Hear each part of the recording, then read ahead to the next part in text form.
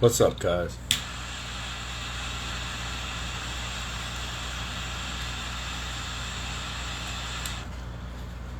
What is good, everybody?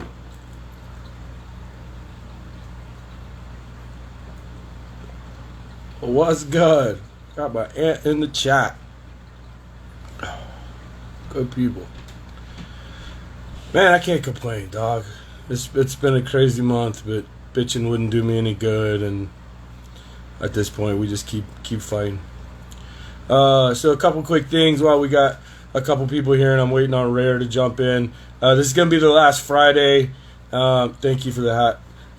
This is gonna be the last Friday. The Fridays don't seem to be super popular as far as like live viewers, so we're gonna bump it to Saturday and maybe a little bit later at 10. So going forward, we're gonna change these just a little bit, and this will be the only time I'm gonna do this. But to be honest, man, like I didn't even see you while you were on. What are you talking about? And so this would be the last weekend that pretty much we're going to do them on Friday. We're going to shift the next week to Saturday at 10, and that'll be our home from now on. I think we'll get a little bit more vis. I think more people will pay us a little bit more attention. So, any changes we're going to make, I'm going to make them now because we're going to do these for a while. And, yeah, man. So waiting on the homie to jump in, and we'll get started. This dude is somebody that I have a ton of respect for. I met this kid in Colorado. He's also a fellow Southerner. Passionate kid about just about everything from hash to weed to grow shit. One of those people I can sit down and have a 6-hour conversation about weed with and just not even know the time's gone by. So as soon as he jumps in, we'll get going. Give everybody a few more minutes to join up. Thank you. I've come to the realization that people are actually looking at what the fuck I wear now, which has never really been a concern of mine. So I'm trying to wear some decent looking clothes for these lives.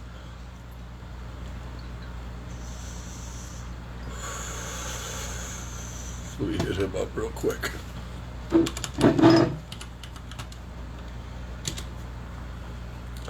Nope. Almost, Dave.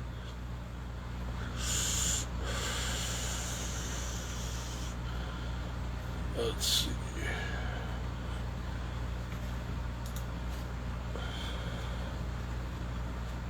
One sec, guys. I'm so sorry.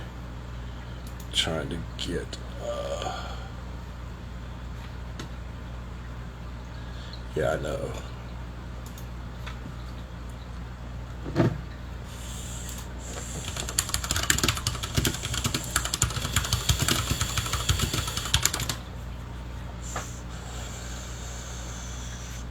Yeah, you don't want that.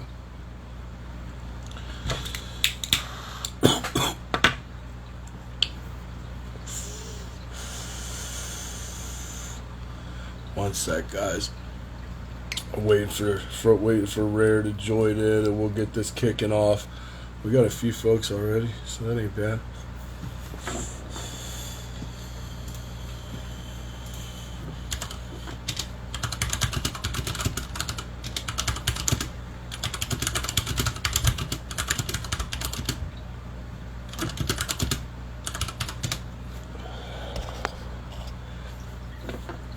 There we go. All right, the first thing, there we go. There's the homie. Accept. I don't really know 808 genetics. 303, I fuck with a couple 303. Yo. There we go. Now we got figure it. all this out. Sorry about that. It's all good, dog.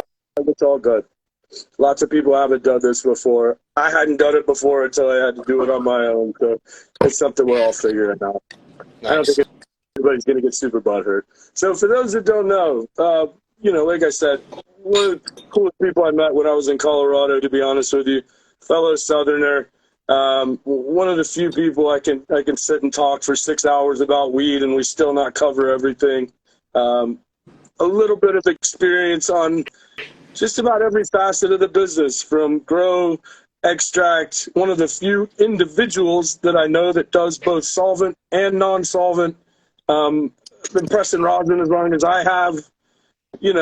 Just a true OG, man. I'm absolutely stoked to have you, Dave.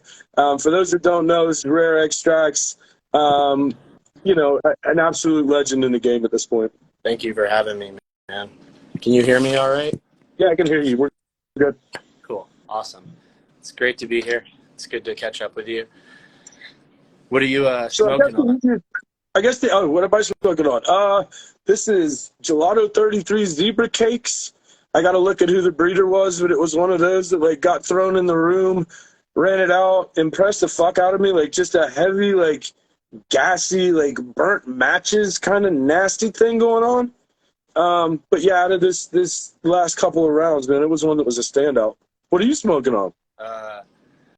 I'm a couple different things. I'm smoking on Shoki. I didn't grow it or breed it or anything. It's from, I think, Swamp Boy Seeds. I got some triangle GMO.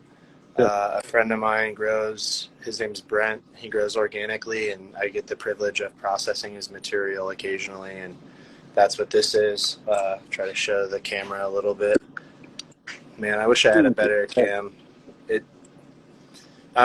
As you could tell, this jar was as full as this jar, and I haven't stopped. It's really good, man. Yeah, that looks dank, dog. Jungle Boys does their job when it comes to some of those GMO crosses. I like them. Swamp Boys. Swamp Boys. My bad. Yeah. So I ran their, what was it? Oh, John's going to kill me. The Lemon Royale. Yeah. And I shit you not, when I had the sample that I had, a homie in Colorado that grows just a personal grow, he ran everything as rosin, and it was the best melt and rosin I had that whole year. And so as soon as I had it, I ran out and bought 3 or 4 packs, and I was just I'm popping them all right now. Yeah, it was that dank. This is the 91 Royale. To answer your question, the Shoki's really good. You should pop it, dude. Pheno hunt those. Yeah. They're super gassy.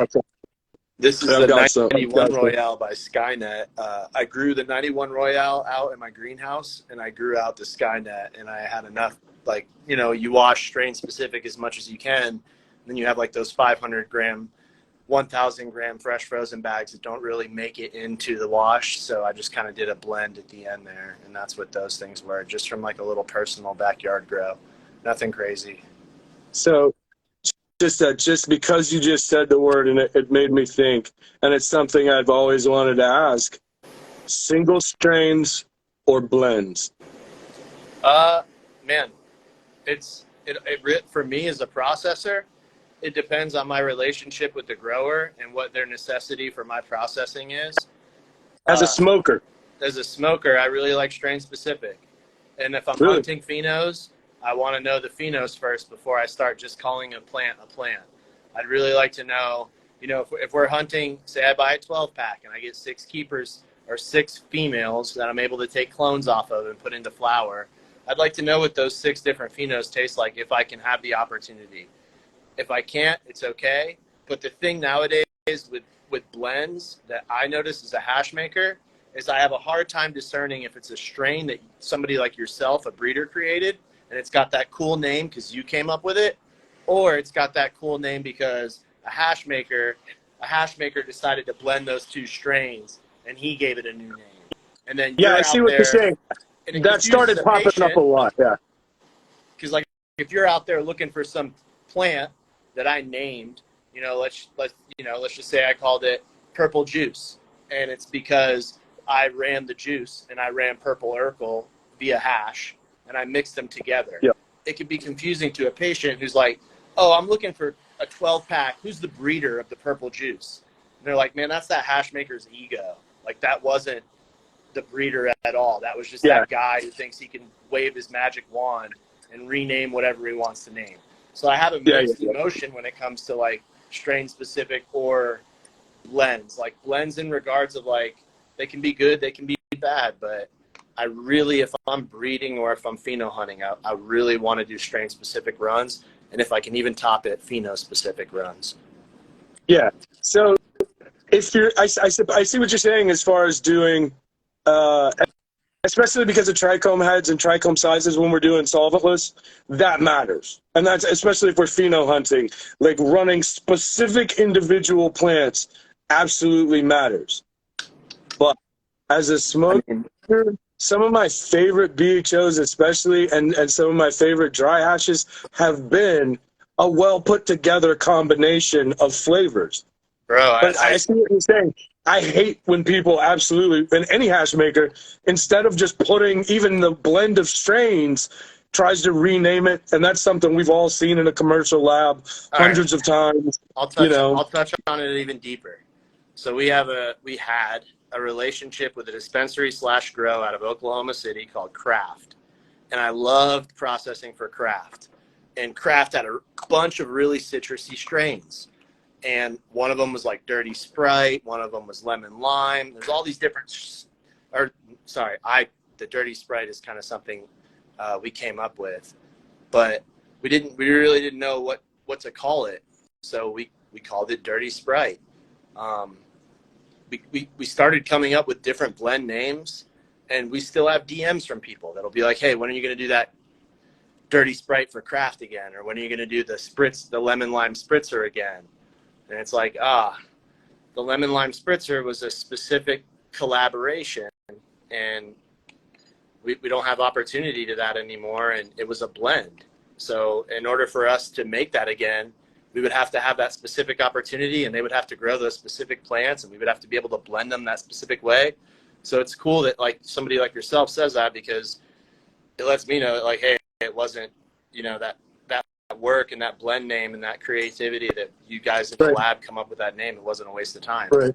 Well, it also kind of goes to another thing that I talk about a lot in my breeding, is that if the strain and the flavor are complex enough, then you don't necessarily need to blend, because the other benefit of a blend is to really get as broad of a terpene profile as you can. And now, while that seems really muddled in the flavor a lot of times, because not all strains complement, what you really start to see is that, you get into a point with all strains where just because you put two strains together, it doesn't mean it's going to come out as the best of those two strains. A lot of times when you start to mix flavors, you end up in kind of territory where anything you blend with Kush is going to come out cushy, or anything you blend with, certain profiles. But as a breeder, if I go in, some of my least favorite strains are strains that I can describe as it's gassy.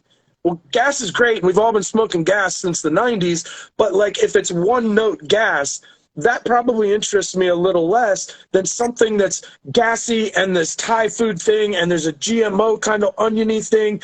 And because those are the strains that for me as a smoker, I'm going to go back to 150 times because I want to pick out that nuance. I want to figure out what it is that it reminds me of. Somebody described one time the 1970s vinyl couch. And after that, I couldn't not think of that when I smoked certain strains, One of my buddies told me that he's like, I'll never forget it. We were in his backyard smoking, and he goes, we got to take some fresh breaths before we go inside, or all of us are going to smell like Butterball Marijuana. And I was like, what the fuck is Butterball Marijuana? And he's like, man, like a sour turkey. Like, and I think about that all the time. Like, I was like, man, this fool's onto some shit like that. And people who have those eclectic palates that are able to put words on it, that vocabulary is just even more entertaining. Like, I love it. Like, the best sommeliers aren't necessarily people that can pick out the flavors. The best sommeliers when it comes to like wine are people that just know 10 million descriptors. Yeah. Seriously. No, I agree. There really is a lot with weed, especially because there's kind of a lot of base flavors that we all deal with.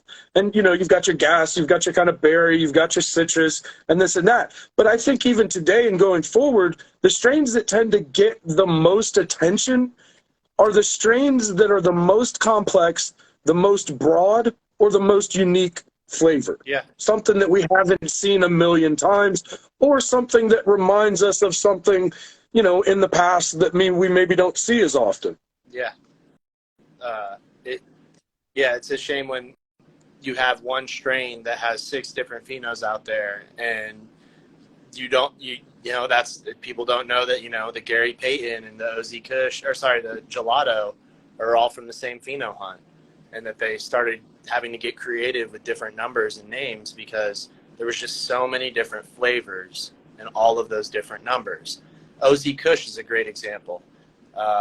Shout out Full Moon Genetics, Stephen Moon. When I got to Oklahoma, there was a lot of different OZ Kushes floating around. And when I got to work with Jive, they had the OZ Kush that was what I would call the stereotypical OZ Kush.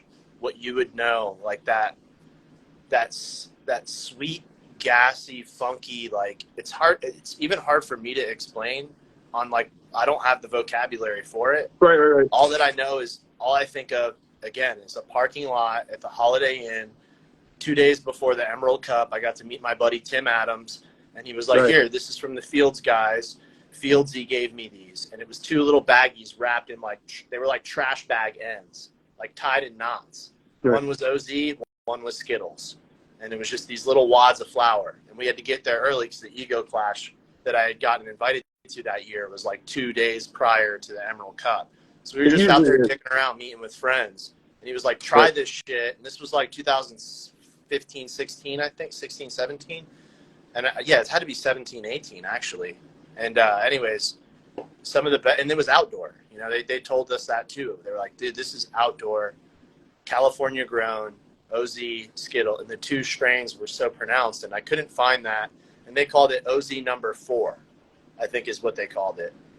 And when I got to Oklahoma, I'd seen different ones, and I can't remember the different numbers. But the one I smelled at Jive, I was like, oh, this is the NorCal one. He goes, no, it's not. It's Full Moon Genetics. It's his BX. He back crossed that one. And I was like, dude, I bet you $100 I got those seeds in my seed box, because I'm pretty sure he and I traded. Full Moon sounds oddly familiar, and I want to say I've got those somewhere stashed. I'm sure you know. Do you remember when they dropped that first Skittles at the 2015 Chalice that we won? Yeah. And I never saw any flour. I just remember there being a hype and a buzz. Everybody was saying Skittles, and I saw 3 small samples of hash that were unbelievable. They were the kind of shit that between you or I or hash makers, we all kind of go, oh, what the fuck is that? It was gorgeous. Yeah. But I even to this day, it's not a flower I see a lot. No. And when I do, it doesn't look like something that's going to just blow every hash aficionado away. No. It's such a weird, and it's almost got that old school indica where it doesn't look like it has giant fucking trichomes. It kind of has that grapefruit look to it. And it never really looked like anything that makes me go, I want to extract that. Well, give me the hash. But the extracts that I've seen of pure Skittles are fucking amazing. Yeah, and the OZ, like my uncle always says with certain plants, the name, man, there's no uptick on that name. So you can't go anywhere with it. Yeah. Yeah. So, and I just got it back into my garden. I'm pheno hunting. I'm pheno hunting 2 packs right now, but I'm keeping OZ4 around just because. Have you run a bit of Skittles? Is it like the Lemon G, where it's just a garbage fucking looking plant, but it just makes oil from the gods? Well, I've never ran any Skittles. I've only ran this OZ number 4 that I got, and it's from my buddy. See, I've run hybrids. I've run hybrids myself, and they're all impressive. Yeah. They're almost universally impressive. There's that, my buddy Andrew, Jackson's to the Ceilings. He works for Snacksland, and he's doing a huge Skittles hunt right now here in Colorado, a little project sort of thing that he didn't tell me directly, but I heard through the grapevine that he's about to rock out a shit ton of Skittles project, a bunch of different Skittles processes in this project. Yeah, the pineapple sorbet that I've worked with really heavy it's got Skittles in it, and it's unbelievable. When I say it's the most complex crossing strain I've ever worked with, everything we hit it to is unbelievable. I believe. And plant to plant, it's so unique that each cross you make with it has its own flavor and brings its own palate, but it's this candy pineapple incense. It's got this thing that reminds me of that one weed from back in the day. Yeah.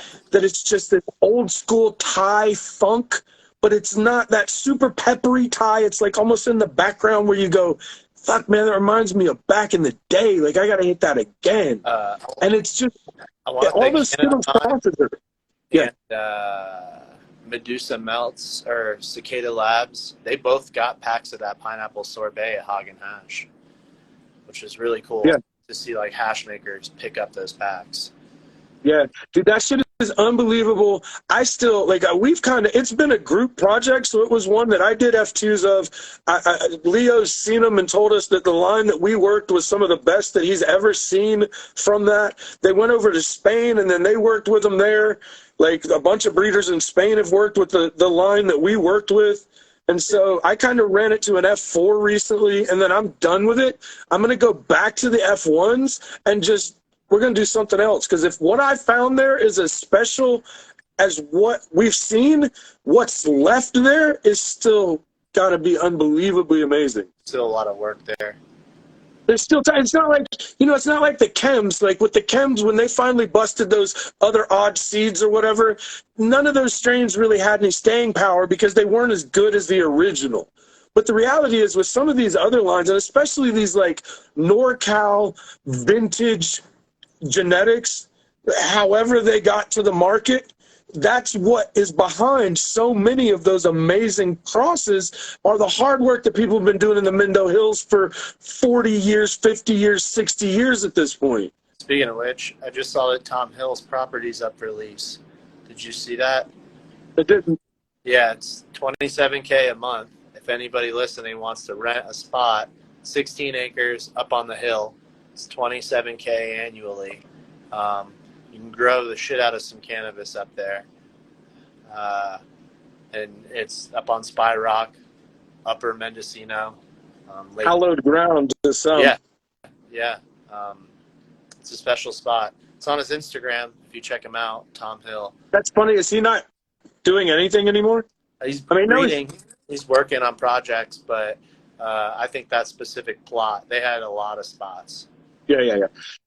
Yeah, because it's funny. I sent you, and I think we just watched that podcast that he had just done recently, and I keep having people ask me, like, sorry, it's one of those questions that I get all the time, like, what breeders do you look up to? What, this or that? What breeders have you, looked up to in your work? And I'm like, it's tough for me because so many of the breeders that I've worked with their seeds or things that I've done with their projects, and I have a ton of respect for a lot of breeders, but I wouldn't say there were a ton of that I looked up to.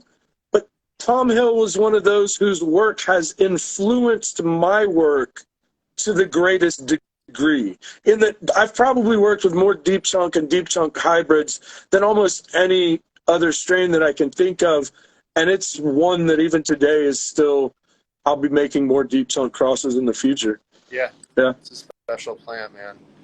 It's really cool. He's a super cool guy. Yeah.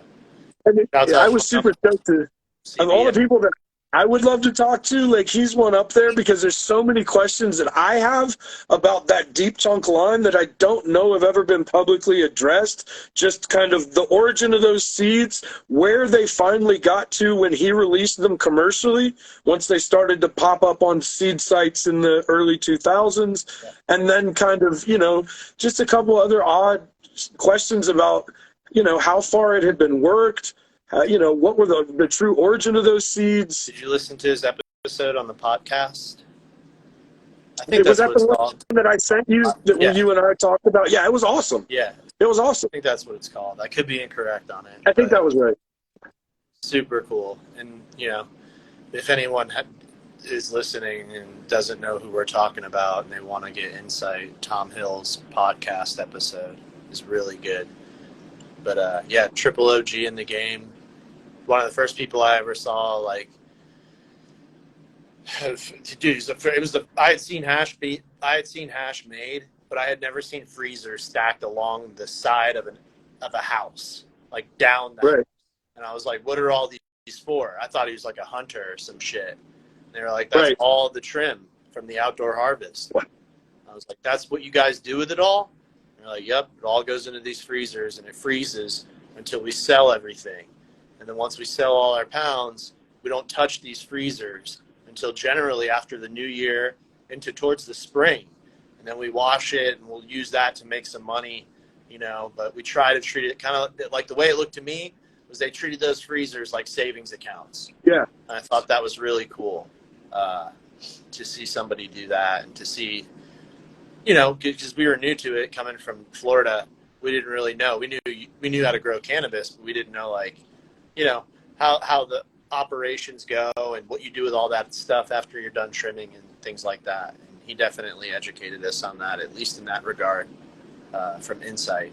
That's a great transition to one thing that I think that you and I had have in common in some degree, which was watching the absolute explosion of the hash culture in America. So when you look at hash in America circa 2012, 2010, 2012, 2013, and then you look at the hash market even around the time you and I met, 2015, 2016, you know, live resin as we know it wasn't a thing until like 2015. No. Vac ovens as we know it weren't really a thing in 2012. Like, not to say that people weren't out there using them, but what we now consider very common practice in the hash community or the hash market is all super new. I mean, like, in the grand scheme of things, a decade is nothing in hash culture.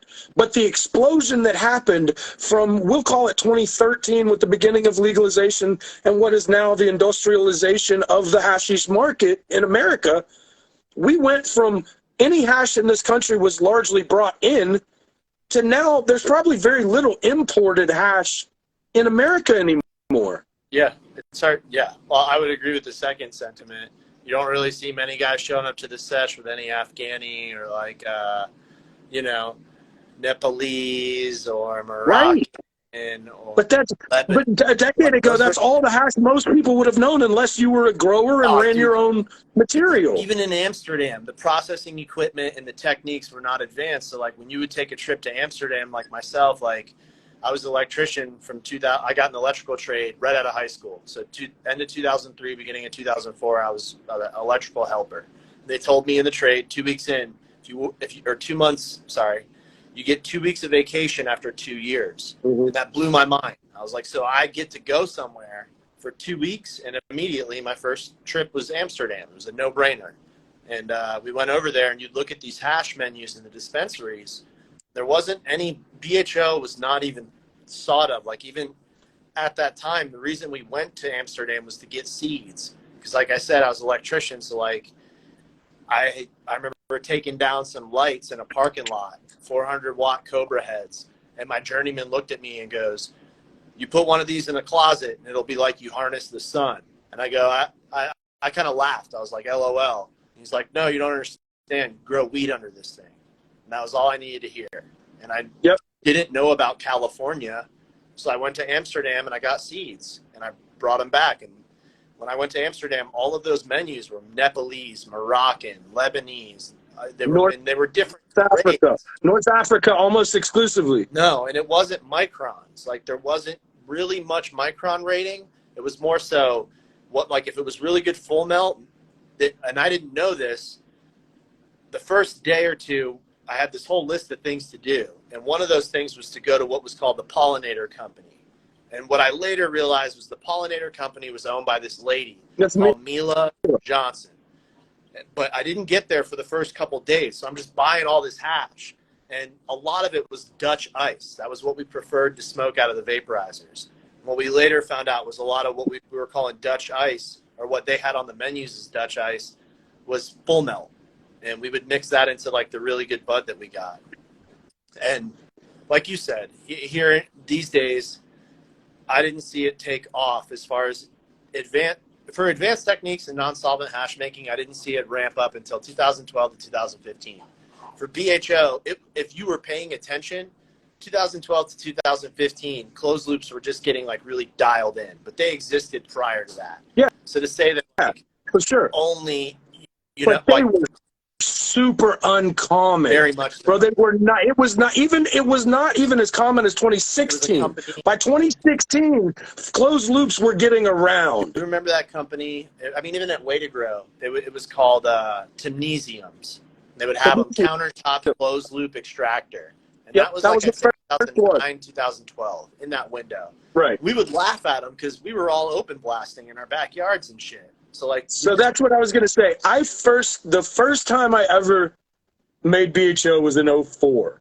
I didn't see it from another person that I didn't make until 2011. Yeah, it sounds right. Yeah, I remember I had a friend come back from California when I lived in Florida. He was like, do you have a turkey baster? I was like, no. And he's like, well, you got Bed Bath & Beyond close enough, you know? And that was years ago, and it advanced, it ramped up. And I would say by 2015, 16, you could see that non-solvent hash making was really going to gain speed. And I mean, I remember people that I was making solvent-based extracts for that I cared a lot about. I did not consider them business associates. I considered them friends. So I told them flat, and I was like, hey, stop making, we shouldn't do this anymore. You guys should all buy freeze dryers and get rosin presses. Yep. That's it. It's that simple. Yep. So the first time I ever heard the word rosin, I was at an interview for what will remain an unnamed hash company. The owner of said hash company was like, oh, have you heard of this dude, Cuban? And I'm like, nah, tell me more. And he's like, yeah, this dude is doing this new thing, yada, yada, yada, and it's called rosin. So the first time I think I put my eyes on it was that Denver 15 cup that was the last Denver 15 or Denver Cannabis Cup before they shut it all down. Yeah. And he had at least a sample that he had shared with us, and we tried. And from then, the non-solvent world changed in irreparable ways. I mean, everything that we now know as non-solvent processing, up until then, nobody was doing much with their B-grade melts, and if it didn't melt perfectly, you just kind of sold it for less, and there wasn't really like a quality standard like there is today of what you do and how to do it and SOPs. And, we won Chalice 15 with hair straighteners, Yeah. And the first press we had was a D-nail press that barely put pressure enough, and we went back to the hair straighteners pretty quick. And the amount that it's changed from then till today, which is still only a handful of years then. I mean, we're still not talking a decade. No. It's unreal. Very impressive. And it's cooler to still see people turning the wrench, torquing the nut, so to speak. Seeing what's left to be torqued out of that. And I appreciate it and respect it. I think it's what's needed. That's how you get to that next level. I mean, some of the rosin jams I'm seeing these days, they look like freaking live resin, man. It's really impressive. So one thing that, now that you say that, like one thing that I would love to discuss with you, because I'm really looking at our time, and I know we're not going to get to everything I would love to talk about. But one phenomena that I've noticed, right, and it tends to be specifically with gassier terpenes. So when you tend to wash those strains, even if you get full melt out of it, you don't really get the true gassy profile like you would maybe a live resin, okay? But then when you rosin that material, I've seen some gassy fucking rosins. Yeah. But most of the gassiest melts that I've seen just kind of taste like hash on the nail. You know what I'm saying? It just tastes like really nice hash, but you really don't get those like absolutely nuanced gassy terps and flavors from just a lot of melts. You really don't. Yeah, I've definitely heard people say that before. I don't think I'd smoke enough melt to necessarily have nuanced opinion on it.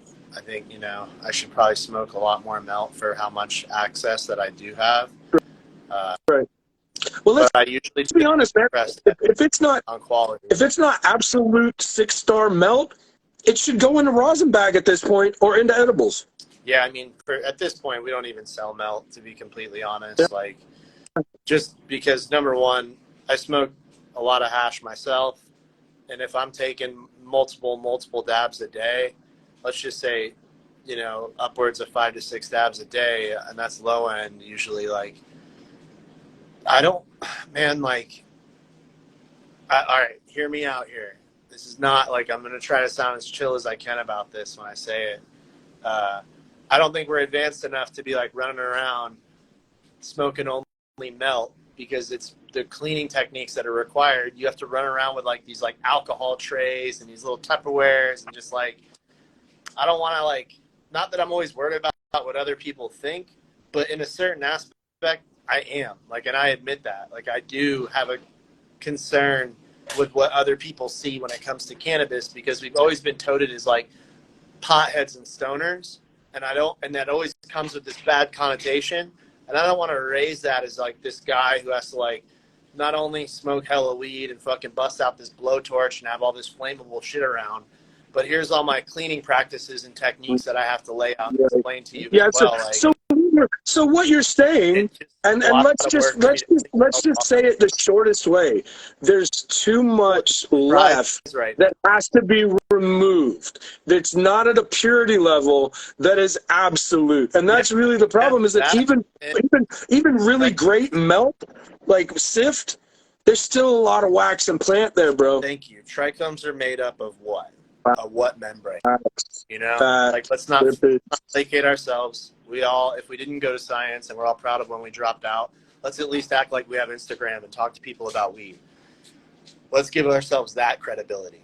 And we all understand that a wax membrane in accumulation is gonna, if too hot on the nail, char. And that means you have this now variable where you have to constantly estimate temperatures even more than you already are, which brings into a laser or some sort of temperature. And don't get me wrong, I mean, I have mine right in front of me. This turned into a hot take unintentionally. It took me 2 Q-tips to clean up my dab. I don't have an alcohol right here, and I don't mind buying another one of these quarts from Quartz Pie for 80 4 months. So here's another way to put it, right? You can probably, in a couple seeds, find a strain that's going to make really amazing BHO, right? In a couple hundred to a couple thousand seeds, you can find a strain that will make good rosin. Yeah, it's much harder. But a strain that is going to make true 6-star sift, 1 in 10 to 1 in 100,000 plants. Conditionally, too, in amounts, I would say. Like, how much cannabis do you have? How much sift do you want to make? Because we can fucking make some sift, but you have to be the big dog who has a shit ton of fucking volume.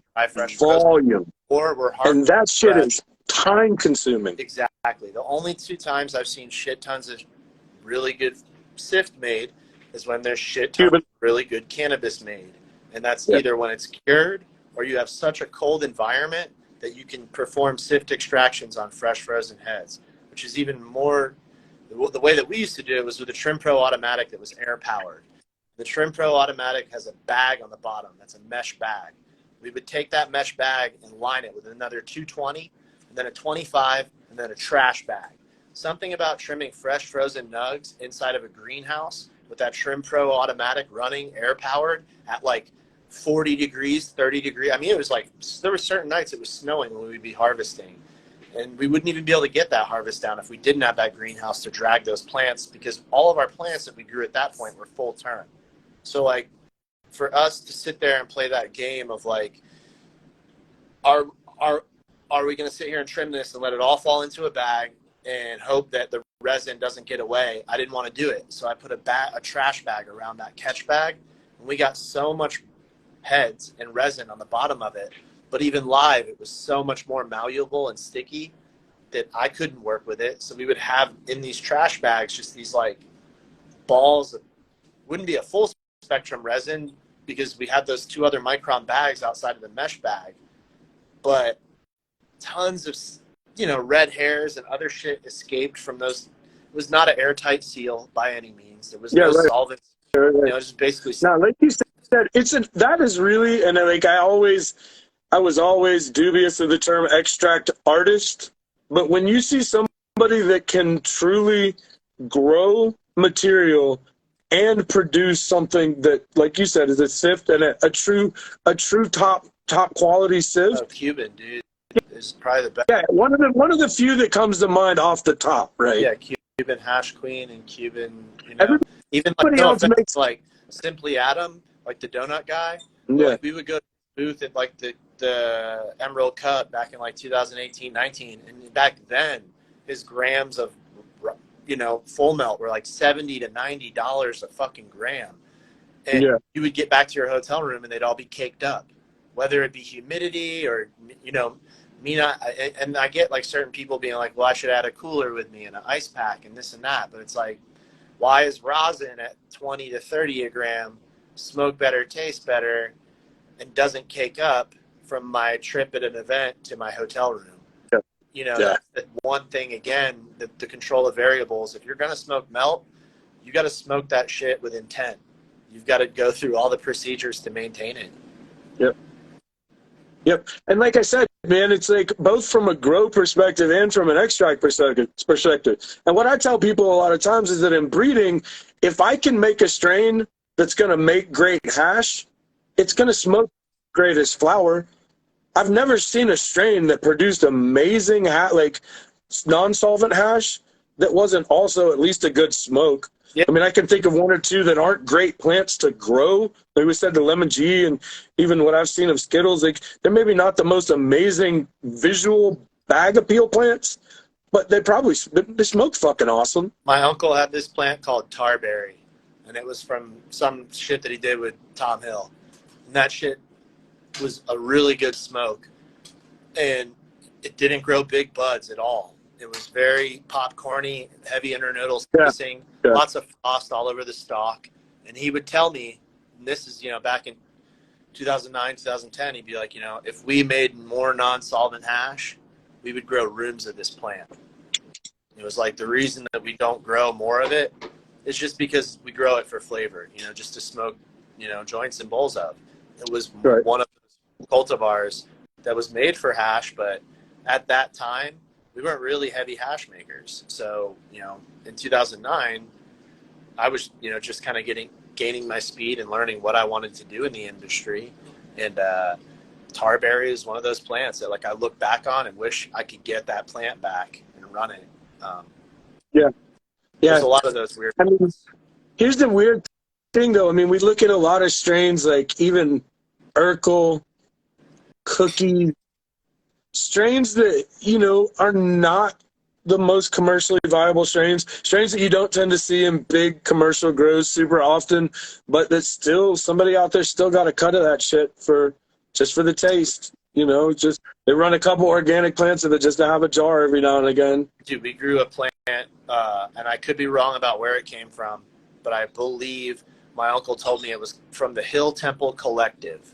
I don't know who these guys are. I remember that name. So it's a breed. I don't know. The strain was called Mono Wind, and we grew every year outside. We'd start all our plants in greenhouses and then pull them out for full term. And we pulled the Mono Wind out, and we pulled it out. Everything gets out, I'd say end of May, beginning of June. We pulled that plant out, and it was already pre-flowering.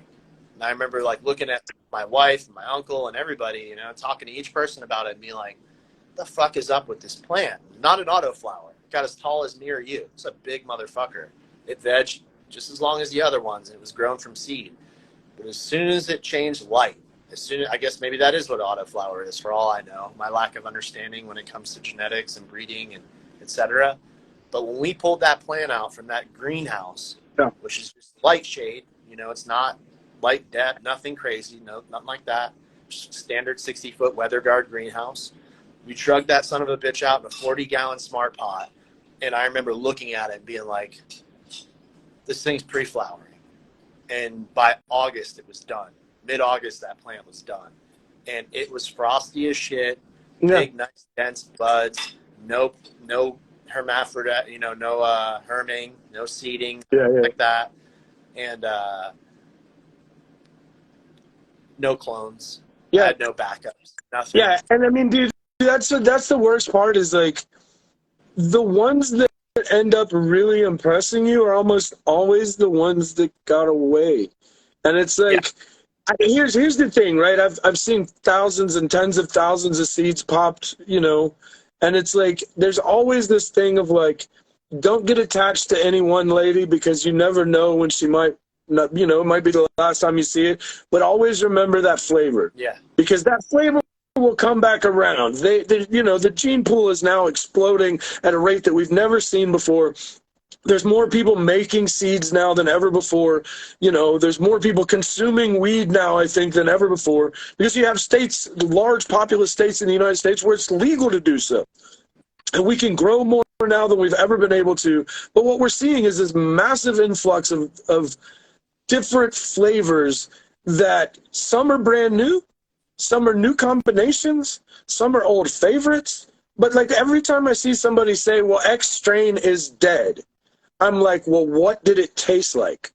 And one of the things that we chatted about before was like the $1 billion idea is whoever's going to be able to terpene fingerprint all of these strains, because eventually you'll probably be able to insert terpene profile, cannabinoid profile into a strain that grows really well genetically and make whatever you want. The possibility to do that is out there. But, everybody argued about Phylos and how much they were stealing from the community. And let's be honest, they crowdsourced their startup. That's how business goes. But at the end of the day, the real $1 billion idea is in fingerprinting some of these strains so that nothing can ever really be lost. Eventually, we'll be able to recombine and make any strain or flavor that now exists or that we want to make that maybe that doesn't exist yet. I got to, a couple of years ago, I got to meet with, I think his name's David. He's the owner, his name's also David. He's the owner of the Kind Love franchise here in Denver. And he's from Israel. Or if he's not from Israel, he has a lot of knowledge about Israel and its cannabis scene. And they're at the forefront. They're way light years ahead of us. Dude, he said that. He was like, there's certain plants that we have that are specifically for smoking. And we do not contaminate the theories of psychoactive consumption and medicinal use. Yes, they converge in regards of what one person's preference is. But in the regards of our research, like you said, he was like, certain plants, we will just name that plant specifically for what its benefit towards that disease is. Like if this plant seems to have the most benefits for ADHD, they don't tend to call that shit Charlotte's Web. They're calling it ADHD cannabis plant. That's just forward marketing. Like that's just genius forward marketing. Like that's because inevitably that's what it's all going to be marketed as on a pharmaceutical level, He said it's all the way down to cancers, and that most people think that cannabis would be like, okay, this person has a complete lack of cannabinoids. They need all types of cannabinoids. But he said when they started using all these types of research with the cannabis plant, they noticed specific cultivars being specific for certain certain cannabis cultivars being specific for certain cancers. And I thought that was pretty wild, And yeah, I mean, Israel has always been, right. Israel was where THC was first isolated. So much of the very forward research that's happening now is happening in Israel, and they've almost always been 10 steps ahead of the rest of the world as far as research goes, at the very least. And yeah, absolutely, man. That's what everybody's looking at this point, because not only that, they also have the big eye on what this all looks like in a more grand scheme of patenting plants, patenting cultivars, and being able to actually make plants in the long run that they can own. Yeah, and knowing which is where this all goes. Certain, because at the end of the day, if it was just about cannabinoids, we'd all be fucking boofing CBD. Yeah, you're right. Not to mention, CBD is now probably one of the most used and most tested cannabinoids that's out there. I mean, that's short of just THC in the plant. Like, it's every mother, brother, Walgreens, Walmart has a CBD product, has some sort of CBD snake oil on their shelf. You know, if, like you said, if it was all cannabinoids, we'd all, you know, it'd be all CBD at this point. The problems would be solved. We'd have it figured out. I'm not by any means shitting on CBD or its medicinal benefits. Right. I'm just saying that, and I use from Infinite CBD. Shouts out John and all those guys. Man. They gave me a lot of stuff for my dog when he was going through cancer, and we made RSO tinctures for our dogs, and we also use their CBD tincture in conjunction. So we really like those guys. Yeah, that's something we should definitely talk about. We got about 10 minutes left, but to be honest with you, I did want to touch on some of the RSO stuff you guys are doing, because as far as I'm concerned, man, I remember at one point my dad had some, you know, cancer issues, and I got some from you desperately, some medicine, like RSO in absolute medicine. And it was something that, you know, like, we couldn't talk him into it. He's really hard-headed about the whole thing. But it ended up going to another friend who absolutely needed it and was able to use it. And when I say medicine, man, it's like so much of what we see in the RSO market especially, but in the cannabis as medicine market in America, is absolute garbage, absolute snake oil. It's B grade or C grade or D grade processing, D grade material. You know, it's never top quality material, because in the hierarchy of processing, everything that's top quality has to go to AA hash. Yeah. First and foremost, majority of RSO that we're seeing right now, like you said, is being made from lower grade material. When you use that kind of crude material to give to people as a medicine for any kind of ailment or illness, you have to consider, generally, if that wasn't being given to these people, what would it be used for? The answer for that is distillation.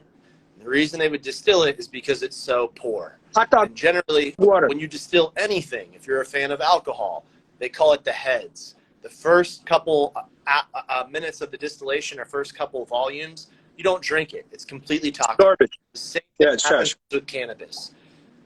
Why is RSO any exception? And I'm not saying that we distill anything. I'm just saying what is considered RSO usually is the most crude form of hash oil or cannabis. Yeah, it's the hot dog. It's the hot dog water. But like you said, it's almost the stuff a lot of times they can't use for distillate or pre-rolls, because in the commercial market especially, the hierarchy of how money is made is quality gets charged the most all the way down to the least valuable thing, and we have to make money on every nickel. So the bottom of whatever usually goes to some sort of dark tar oil. They slap the word RSO on it, and some desperate person who now has cancer, who in their mind doesn't want to necessarily shit all over their body with radiation and with chemotherapy, turn to this as medicine.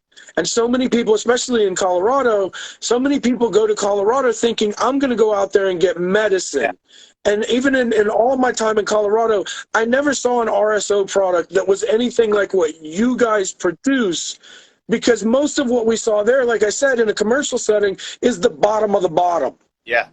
The first thing that we learned about RSO was not necessarily something that we sought to learn. When I got out here with the help of my uncle during the recession. Like I said at the beginning of the podcast, I was an electrician, and the recession hit me hard. And the only other thing I loved that I had done throughout the electrical trade was cannabis. And when I got here to Colorado, my uncle offered me an opportunity to learn under him, because he was a caregiver for the state of Colorado, and he took that very seriously. And the patients that he had were not guys from another state with an EPC that they would grow houses of weed in. It was people that were terminally ill, that were on iron lungs or had double mastectomies. It was things that I never saw before. And sick kids would know where to go. Literally, man. I would leave people's houses with him in his truck with eyes full of tears. And there were certain people that needed medicine so bad that he would set up a small little shed in their backyard and teach them how to grow. And some people would go into remission, and he would hand the keys over to this little prefab shed that he made for them with their 6 plants, their one little 400-watt flower and 400-watt veg. And he'd be like, here you go, man, low power bill. Make your own medicine now. And throughout all that, he would always tell me, patients are first. And if we can do our job correctly, then we'll get to do what we like. If you do a shit job for your patients, then you don't get to do what you like. You like to smoke weed, right? Yes, that's what I like to do. Okay, well, you're going to get to smoke all the strains, all the flavors. You'll become friends with all the people that grow weed and breed seeds. But in order to do that, you have to learn to make medicine. You could grow flower and smoke flower, but I'm going to teach you how to also make medicine. And RSO is part of that. And every year, and this is something aside to that, is that like a lot of these people that were sick also consume cannabis in the form of either vaporization. He would ask, what do you like to do? If you were a consumer, or if you're terminally ill, or not even terminally ill, just one of his patients, one of those 5 people, you told him, I like to eat chocolate. And it was his job to figure out how to go make you the best chocolate that you needed for your ailment. That's my job as a caregiver. And it reciprocated in many ways, and not only in the form of education and heightening the bar, because you were always challenged. This person might have been online and saw these new vaporization cartridges.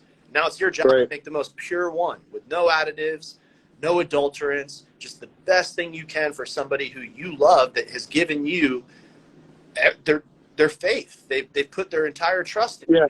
And so one of the way that it's always seen, I mean, here's how I saw it, right? And I'm not a particularly esoteric person. I'll tell you straight face, I'm not particularly religious.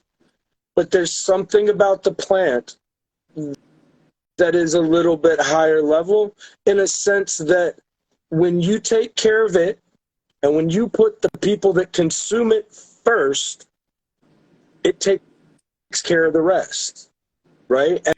And as long as that's always the mentality you have going in, and that's why it separates so many of the quick buck chucks, because there's not a quick buck here. It's hard work. And if you don't love it inside, you won't be here long. Yeah, no, it's true. And like what that comment just said, growing the plant's therapeutic. That's why I still have it grow. Like that people ask me, like, why don't you grow? Why do you guys not grow commercially yet? And it's just because we to be completely transparent, we just haven't got there. The maturity for a business to understand all this as a cannabis company is very intimidating if you're doing it on your own and you're not just hemorrhaging employees and hiring employees out the ass. You're learning the metric system. You're learning how to operate in relationships that are now completely different than what they used to be. I'm not going to your house and picking up a freezer. You're not coming to my green. Right. So listen. I hate to interrupt you, Dave, but we got 2 minutes. So we do one of two things. We can either start over and we can just keep going and do another hour. Like I got a couple bowls and we can just keep chatting. Or if you want to wrap it up, we can do another episode another time.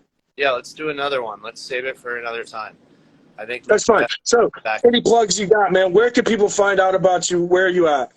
Find us on Rare Extracts _ at the end.